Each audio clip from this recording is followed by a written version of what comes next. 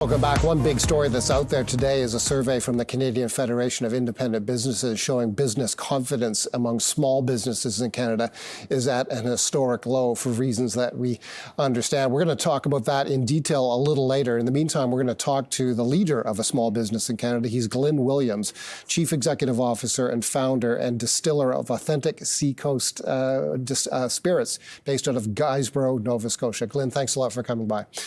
What's the name of your company and what does it do? It's Authentic Seacoast company in Guysborough, Nova Scotia, a community that was established approximately 400 years ago on our beautiful Atlantic Ocean. I was telling you years ago, I visited the Glen Breton whiskey distillery in Cape Breton. Yours is a different facility. Talk to us about what you distill and where. So we distill using Vendome stills in the Canadian spirits tradition. Our leading brand is Glenavon whiskey. And we also produce rum, which is a big seller in Nova Scotia. And we have a partnership with Parks Canada and mature the rum at the Fortress of Louisbourg National Historic Site. That was a partnership that took 5 to 10 years to evolve, and we have a great relationship with Parks Canada. And the whole idea of Authentic Seacoast is bring to life Canada's heritage and traditions, and obviously spirits are a great way to celebrate that. You sell your spirits all over the country? What I'm getting at is the interprovincial trade issue. Are you allowed to sell your spirits across the country? We're allowed to. There are all kinds of rules and regulations. Beverage alcohol is highly regulated. I think I have around 120 permits to be in business. But no, we sell throughout Atlantic Canada and most importantly here in Ontario, and we have two products, Glenavon whiskey and Fortress rum, which one can purchase at the LCBO.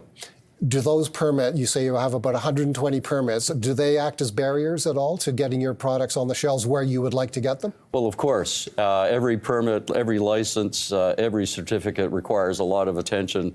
One has to pay it, pay for them, and comply with all the rules and regulations. So, you know, as a small business person, the amount of administration on many of us is overwhelming. Would you like to see that dialed back in this current push that is towards greater interprovincial trade? Absolutely, yes. But there is interprovincial trade, but there are barriers to doing business across the country in beverage alcohol and in many other areas. I'm a professional engineer, been licensed for 45 years here in Ontario, yet I can't practice in Nova Scotia. It doesn't make any sense. Right, exactly. Okay, with respect to our relations to the United States, I understand you recently canceled a purchase of food production equipment that is manufactured in Ohio, correct? Yes, we were expanding our food production business, and I had an order with a really great manufacturer in Ohio, and then when the countervailing tariffs were applied of 25%, I said it's uneconomic, and I canceled that. But at the same time, for my maple syrup business, which is growing by leaps and bounds, I decided to purchase new packaging equipment from a manufacturer that had his order book evaporate here in Ontario, and so we were in there trying to help him out. Do you have an alternative source for that equipment in Ohio that you were going to buy, or are you just going to do without it for the time being? I think, given the uncertainty at the moment, we're going to do without it and see how it goes. Okay. What about, we've heard from other beer brewers that there are big, particularly those who put their beer in the taller cans, that those taller cans come from the United States, and that's going to be an added cost. Are you facing added costs because of our relationships with the U.S. in beer brewing? Oh, it's devastating to my colleagues in the craft brewing business. I mean, with the tariffs on one side and then tariffs on the other side, we're seeing aluminum can prices increase by 50, 60%, and it's a very low margin business. And so I was on a meeting with the industry yesterday with the province of Nova Scotia, and we're all extremely concerned about the future of the industry. And you've got to remember that there's been a huge expansion in craft brewers and craft producers across the country. On very tight margins, this could be devastating to the industry, and I think we'll see some bankruptcies and failures. And so government support is entirely rational here in the short term. For the RTD or cooler business, the margins are even worse.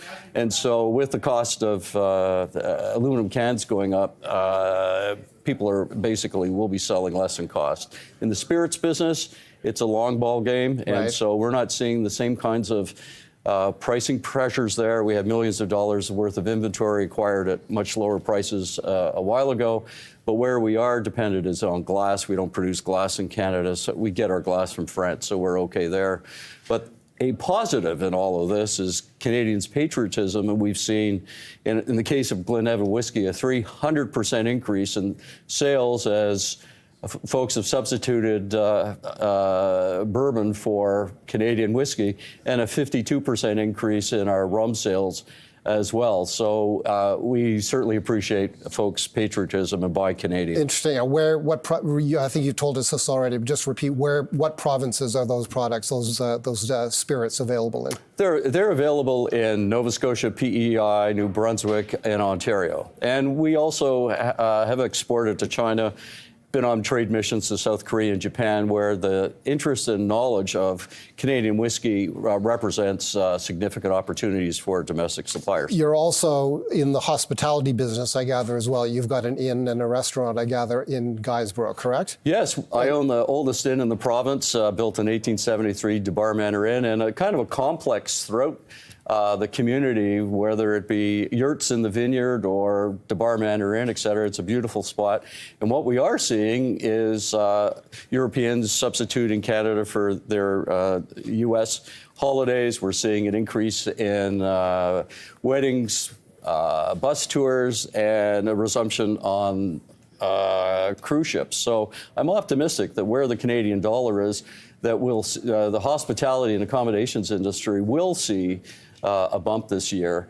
And anecdotally, are you being told that people are canceling their plans in the United States or actively deciding not to go to the U.S. and use your facility instead? Absolutely. Right. And we will see Americans come up right. here, and we're welcoming, obviously, our friends from south of the border as well. And with the Canadian dollar, we'll see an uptick we have seen an uptick in bookings. So you've been pretty candid with us on some of the challenges that you're facing because of our trade relationship with the United States. All considered, how optimistic are you about your business's future over the next year?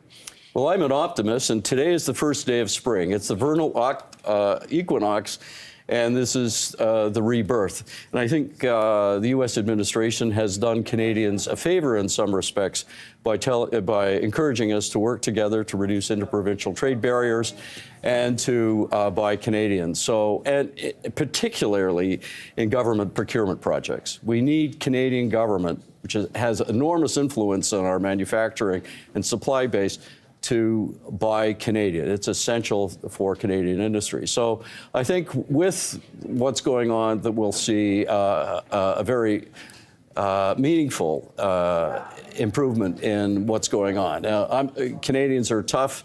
You know, the elbows are up, and I think we'll see a resumption. It's going to be tough, but I'm an optimist. Glynn, thank you very much for this conversation. A real pleasure, Paul. Glynn Williams is